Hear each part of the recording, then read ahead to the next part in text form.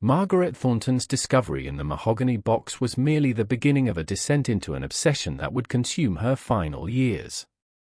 The initial fascination with the photograph's quality soon curdled into a profound and unsettling disquiet. She found herself arranging her daily routine around it, often taking the photograph out of its silk wrapping precisely at 3:15 p.m., the hour she imagined the afternoon light in the forest clearing must have been at its most potent. Her cat's aversion was the first objective sign. Her 2 Persian cats, Wellington and Beatrice, creatures of habit and comfort, would not set paw in her small study once the box was placed on her desk.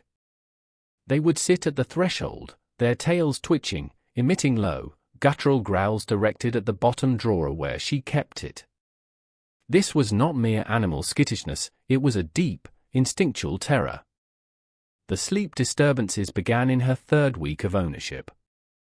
The waking at 3:17 a.m. was not accompanied by the groggy confusion of an interrupted dream, but with a heart-pounding, crystal-clear alertness. The voices were not a dream echo, they were present, real, and located somewhere in the small, dark space of her hallway. They were male, young, and spoke in urgent, hushed tones.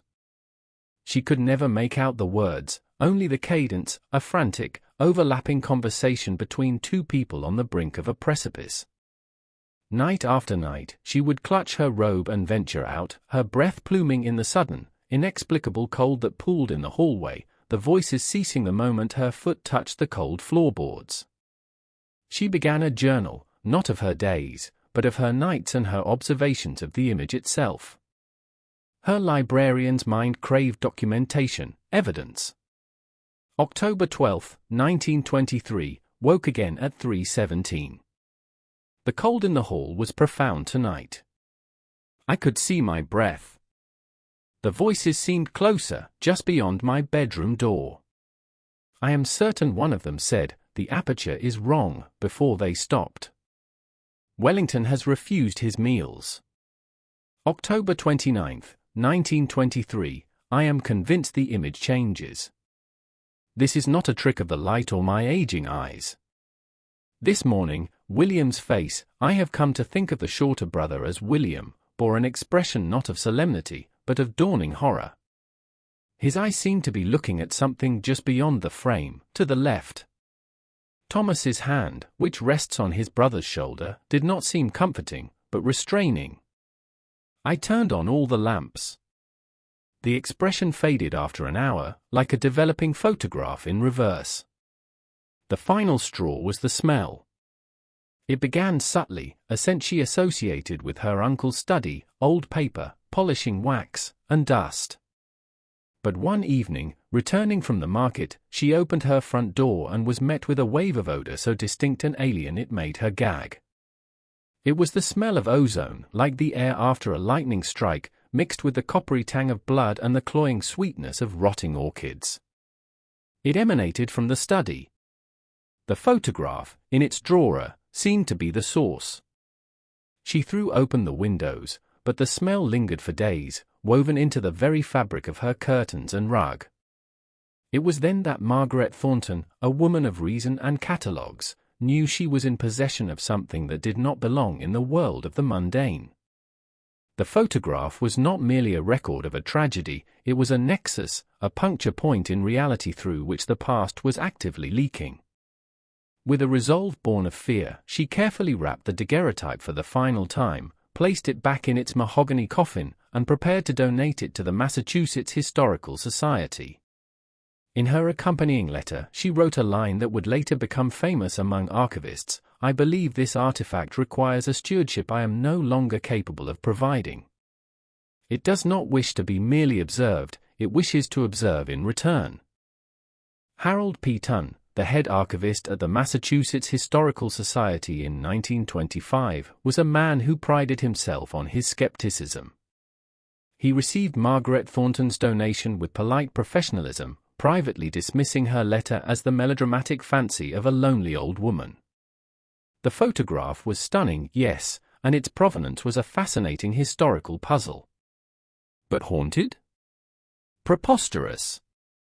He catalogued it as item #1925.7.1, the Hartwell daguerreotype, and placed it in a climate-controlled drawer in the Society's vault. For the first few months, nothing happened. Then the night watchman began to file reports. Old Mr. Henderson, a retired policeman with a reputation for steadiness, was the first.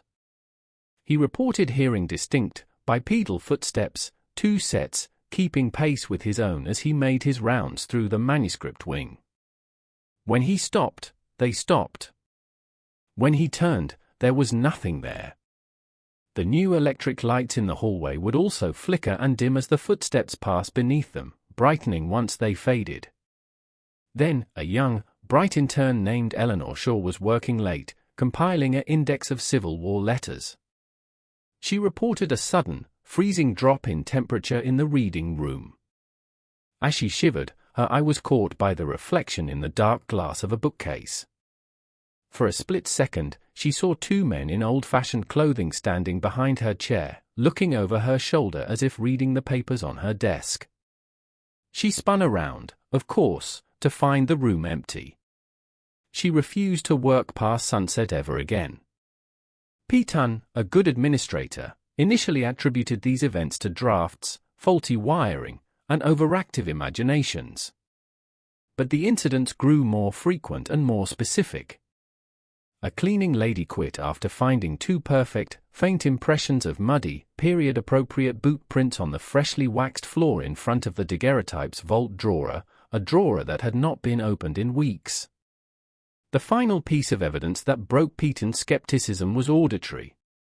He was working late himself one evening, determined to debunk the growing myths. The building was silent. As he passed the vault door, he heard it. Not footsteps, but voices. Muffled, as if coming from the other side of a thick wall, but unmistakably 2 young men in a heated argument. "Cannot trust the calibration, Thomas." "The silver is," a voice, strained with panic, said. "The light is failing, William." "We must proceed now or lose the chance," another, more forceful voice replied. "He insists the alignment is." Then, a third voice, faint and sibilant, almost a whisper that seemed to come from everywhere at once, "The subjects must remain perfectly still." Peton froze. The voices were not speaking English, but he understood them perfectly. He fumbled for his keys, hands trembling, and threw open the vault door. The room was empty, silent, and warm. But the air smelled faintly of ozone and chemicals. The next day, Peton wrote his internal memo, a masterpiece of bureaucratic understatement that meticulously documented every strange occurrence.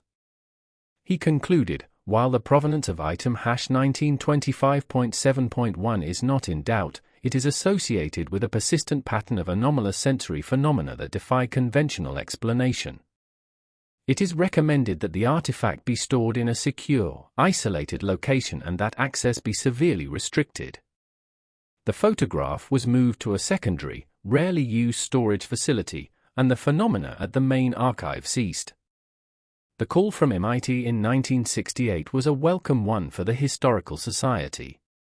Dr. Aries Thorne, a brilliant and ambitious young materials scientist, had gotten wind of the legendary Salem daguerreotype and secured a grant to perform a non-destructive analysis using the university's new scanning electron microscope and X-ray fluorescent spectrometer. Thorne was a pure rationalist. He believed every effect had a cause, every mystery a scientific solution. He saw the stories of hauntings as amusing folklore, the real magic was in the chemistry. His goal was to reverse engineer JM's process, to uncover the lost techniques that could revolutionize modern optics and photochemistry. The initial results were stunning. The silver-mercury amalgam that formed the image was of a purity unheard of in the 19th century. The process of fuming the silver-plated copper sheet with iodine and bromine vapor was notoriously finicky, yet the distribution of halides on this plate was perfectly even, atomically precise. It was like comparing a blacksmith's hand-forged blade to a laser-cut piece of surgical steel. Then came the anomalies. The X-ray fluorescence picked up traces of selenium-79, a radioactive isotope with a half-life of 327,000 years. It was present in minute quantities, but it had no business being on a photograph from 1845. Selenium's photoconductive properties weren't utilized in photography until the 1870s, and this particular isotope couldn't be isolated without a cyclotron. Next was the lens analysis. By mapping the microscopic distortions and light fall-off at the edges of the image, Thorne's team could reconstruct the optical formula of the lens that took the picture. The computer modeling spat out a design that left them speechless. It was a 7-element anastigmat lens, a design that wouldn't be patented by Carl Zeiss until 1889, over 40 years later. It corrected for spherical and chromatic aberration to a degree that was impossible with the glass types available in the 1840s. The lens wasn't just ahead of its time, it was an anachronism. The final, and most disturbing, discovery came from the spectral analysis of the dark areas of the image, the deep shadows of the pine forest. Hidden within the chemical signature of the silver was another, fainter pattern. It wasn't a random distribution of elements, it was a pattern. A faint, repeating, fractal-like interference of elements that Thorne's equipment could barely detect. It looked less like a chemical reaction and more like a waveform, a signature. One of Thorne's graduate students, a woman named Lisa Nguyen, was tasked with analyzing this shadow signature. She worked long hours in the lab, headphones on, digitizing the faint signals. Late one night, she made a breakthrough. On a whim, she ran the waveform pattern through a sound converter program, a piece of software used by geologists to translate seismic data into audio. What came out of the speakers was not sound. It was a sensation. A low, rhythmic pulsing that felt like pressure on the eardrums, followed by a high-frequency shimmer that made her teeth ache. And beneath it all, faintly, she could hear them. The voices. The light, it's not reflecting, it's alive, and that same third, whispery voice, almost, developed. She ripped the headphones off, her heart hammering. The lab was cold. The smell of ozone was faint but unmistakable. On the monitor, the waveform she had been analyzing seemed to writhe and amplify, as if reacting to being heard. In the 21st century, the Hartwell daguerreotype found a new kind of life. As part of a digital archiving project, it was scanned at an ultra-high resolution of 2,400 pixels per inch. The resulting file was a behemoth, revealing details invisible to the naked eye. Online, the image went viral in certain circles. Historians, paranormal investigators, and conspiracy theorists pored over every pixel. They noticed things. In the deepest shadows between the trees, just at the limit of perception, some claimed to see faint, tall, slender shapes that were not trees. They were bipedal, impossibly thin, with heads that seemed too large. The reflection in the polished brass button of Thomas's coat seemed to show not just the forest and his brother, but a third figure standing behind the camera, a tall, thin man in a dark coat, his face obscured by the shadow of a broad-brimmed hat, one hand extended as if adjusting the camera. A mathematics blogger with a background in geometry ran an analysis on the positions of the pine needles in the background. Their arrangement, he claimed, was not random. It conformed to a complex Fibonacci sequence and the golden ratio to a degree not found in nature. It was, he argued, constructed. Web forums dedicated to the mystery exploded with theories. Was JM an alien? A time traveler? A practitioner of some forgotten optical occultism? The story of the brothers was woven into the modern mythology of missing persons cases like the Dyatlov Pass incident. The Salem daguerreotype was no longer just a historical artifact, it was a digital ghost, spawning endless copies and theories across the internet, each share and click adding another layer of modern myth to its 19th century core. The true key to understanding the horror was discovered not in a library, but in a private estate auction in Providence, Rhode Island, in 2011. Amid a lot of old furniture and books was a small, unassuming chest. Inside, wrapped in oilcloth, were the complete laboratory journals of Joseph Millbrook. The new owner, an antique book dealer, realized their significance and contacted the Historical Society. The journals were a bombshell, written in a precise, technical hand and detailing a descent not just into scientific obsession, but into something far darker. The early entries were those of a brilliant enthusiast. Millbrook wrote of lens grinding, chemical formulae, and exposure times. But a shift occurred after his arrival in America. He began writing about his theories of luminiferous ether and geomagnetic focal points.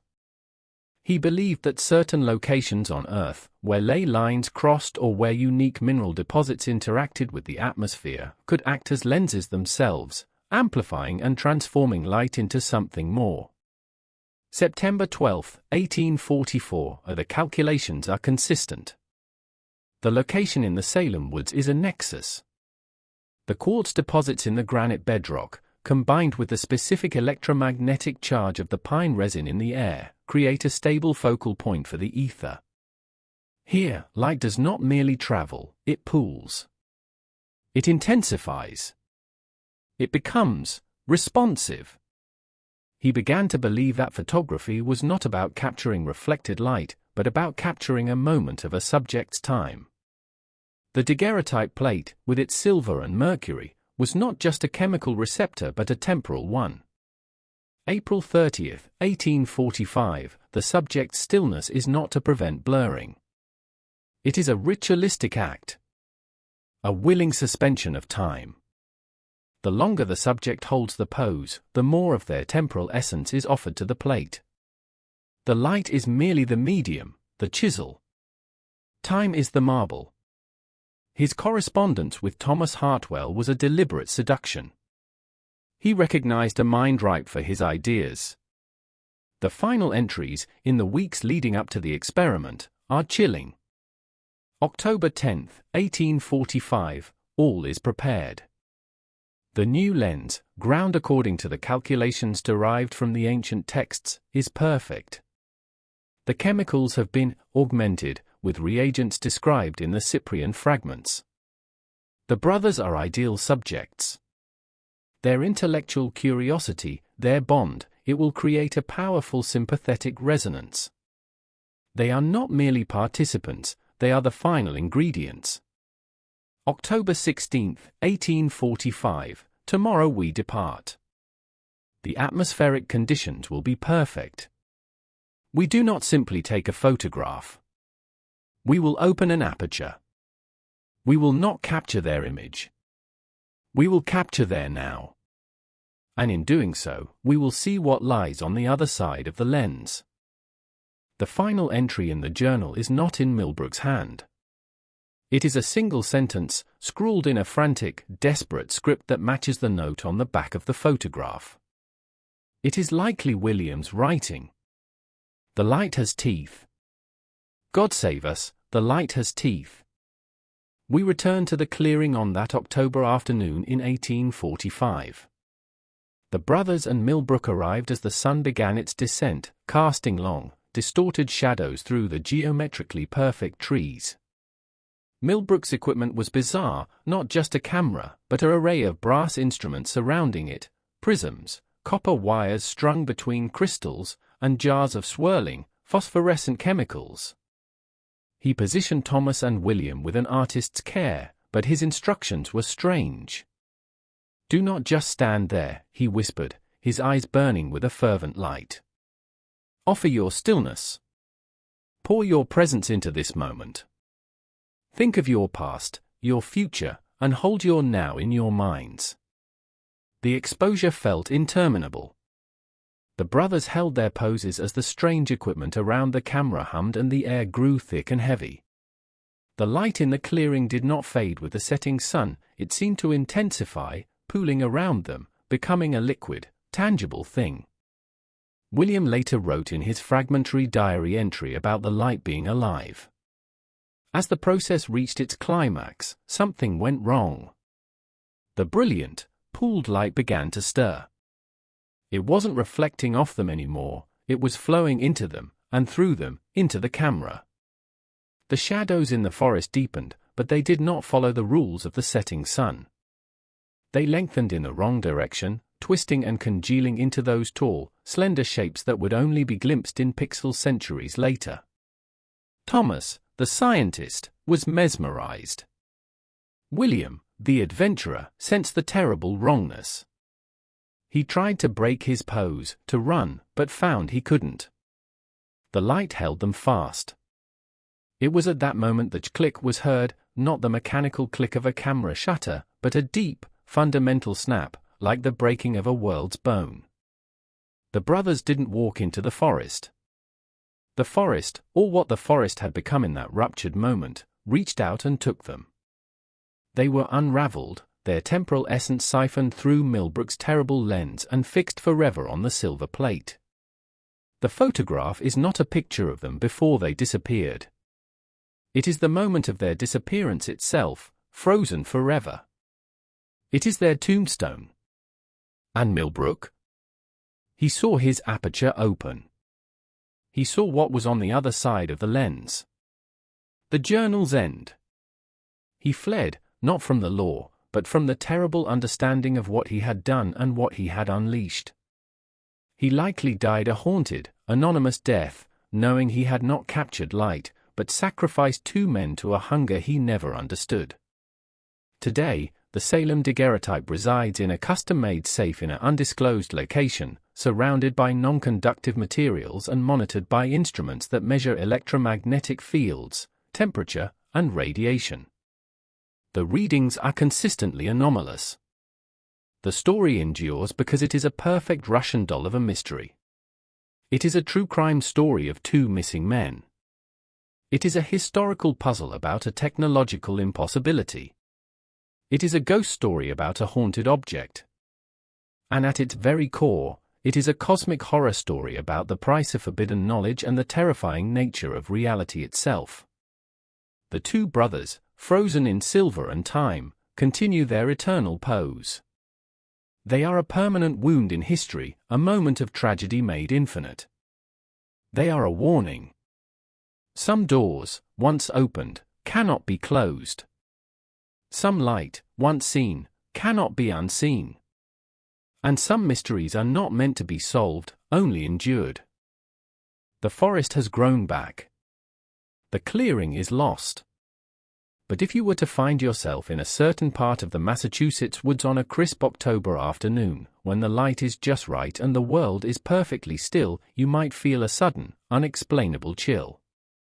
You might hear the faintest hum, like a tuning fork vibrating at a frequency just beyond human hearing.